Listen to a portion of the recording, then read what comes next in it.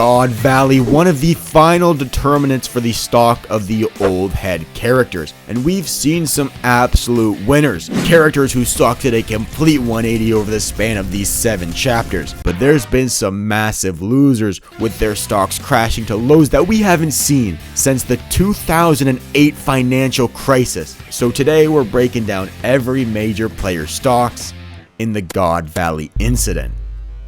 Starting off this list, we have the main man himself, the protagonist of God Valley, Davy D. Xebec.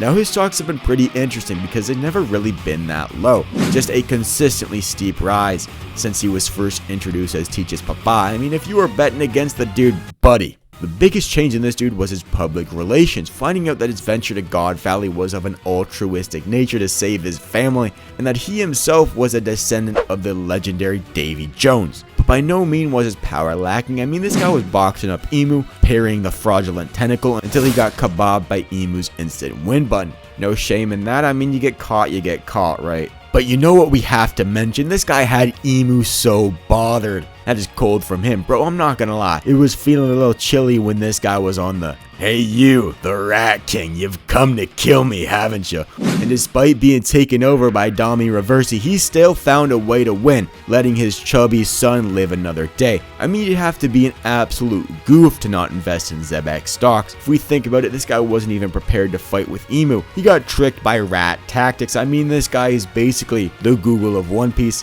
And I don't think we're going to see a dip anytime soon, buddy. Great performance from Xebec. Then we have the biggest winner of this arc. I mean, people are saying that this is actually his flashback. That's what people are saying. Monkey D. Garp. Now, I will admit that this dude's stocks were at an all-time low, calling him the Fist of Oppression, Capture D. Slave, Emu's Lapdog, all sorts of nonsense. Very original, by the way. You come up with those jokes yourselves. And truly, at the bottom of my heart, I have to thank all of the TikTok fans who have only watched the series through watching someone who hasn't watched the series react to a tweet.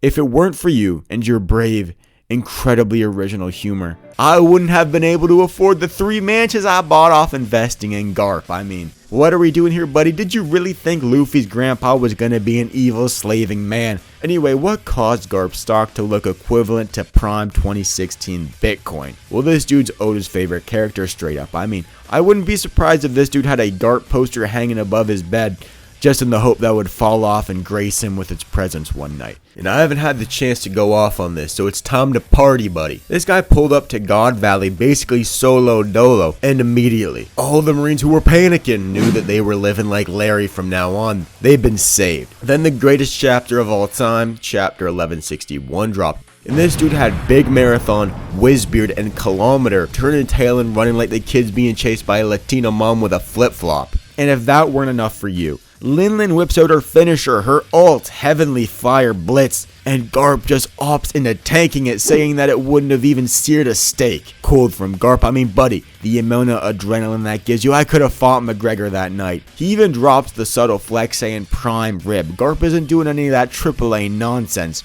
only the best for the best. Though this wasn't limited to strength relations, because even though people were doubting, saying Garp would get packed up by Virgo, there were significantly less people than those that doubted his character. But seeing him realize the nature of these games, becoming absolutely disgusted by them, and from what we know, these games never took place again, that's all I'm gonna say. But it wasn't until chapter 1163 that we got the piece de resistance. Firstly, this panel of Garp saying it's time to play backup, and he's got the Marines just shivering the timbers over there. Gulp. Helping out which side? All culminating on Garp landing a galaxy impact on Emu, even after being told, Garp, you shouldn't flip and do that, man. There's a freaking elder over there, bro. But still, this dude totally pwned Emu. I mean, buddy, punched the boss and still kept the job. He's the one with Emu on the leash, I'm not gonna lie. Him being there low-key ruined Emu's plan. Like, think about it. If he didn't show up, Demon Xebec would have murked everyone and no one would have been able to report back to the Marines. And obviously he was boxing up Xebec, landing a dastardly cross on that crooked nose of his, the first Marine to ever split the skies, then landing a cheeky little ankle pick on Demon Xebec, then ultimately hitting arguably the strongest named attack we've ever seen in One Piece with Infinitum Explosion on Xebec. Truly the world's greatest hockey man. Also, dude, I'm reading the chapter right now. This dude literally freed the slaves. You can't make this up. Total Garp victory. This dude freed the God Valley citizens. Plus, bro, Garp stated that he stayed in the Navy to protect the Marines from the world government. Oh my days, I'm getting tired of winning, man. This is just so exhausting. So yeah, I know a lot of people are asking what would have happened if I didn't win. Well, I guess we'll never know. Speaking of stocks that are on the rise, how about you subscribe to the KLINKH channel? I'm trying to get you a big return on investment, you know, a nice ROI. So make sure you like and hype the video up and secure your returns before we hit the moon. Next up on the list, we have the future king of the pirates, Garp and Roger. And Roger here is a tricky one, because I'm not gonna lie. Like Garp, he was at an all-time low prior to God Valley. People saying that he was getting owned by Rayleigh, that he was protecting celestial dragons, and that being king of the pirates apparently doesn't mean that much. And although I don't think he's hit the same high as he did prior to the God Valley flashback, I mean this guy was top 1 after the Odin flashback, he certainly was able to recover a substantial bit. He cleared himself of the cuck allegations pretty well. I mean in God Valley, but it was pretty clearly giving Rayleigh some good wingmanship, and he showed out during his fight with Xebec, showing off his, dude, how do I say this? Hinokagutsuchi no ace. Which is the strongest sword attack we've ever seen to date. And yes, contrary to popular belief, Roger is actually a swordsman. Can you believe that? Plus, we know that Sengoku was just showing his celestial favoritism when he slanderized Roger by accusing him of protecting scum. But I know there's still a lot of y'all out there who are certainly more unsure about him after. But in his battle with Xebec, he had a solid showing, and I just think a vibe of a more serious Roger really saved him here, getting people to realize that this guy's got some serious swag. So yeah, I'm conceding that this guy's stocks definitely tanked a bit, but I do think he was able to recover pretty well. I'm calling this a small net loss. Then we got the second biggest winner of the incident, Monkey D. Dragon. But he just never ever bet against the Monkey D's, that's all I gotta say. His stocks were at an all-time low to Agenda and the Kuma flashback. I want Monkey D. Dragon to lower me into my grave, just so he can let me down one last time.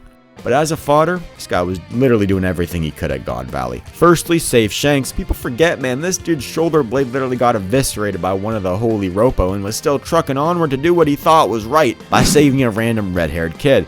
And even though he thought he failed, he was one of the largest dominoes in toppling the world government.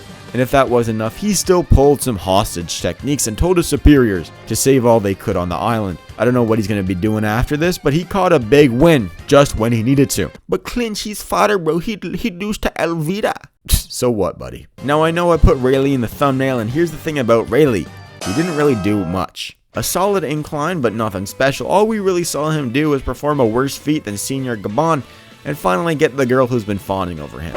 But I think most of the percentage buff from getting the girl of the world came prior to the God Valley incident. So yeah, although he definitely scored some points on the board, I don't think his stocks went up that much. But you know, we've talked about winners for long enough, so how about we get started on the biggest loser, the leader of the Hype Tool Knights, Fraud Darling Garbage. The man who we all thought was going to stunt on God Valley. Bro, he's gonna scar Whitebeard, bro, he's gonna 1v1 Rayleigh.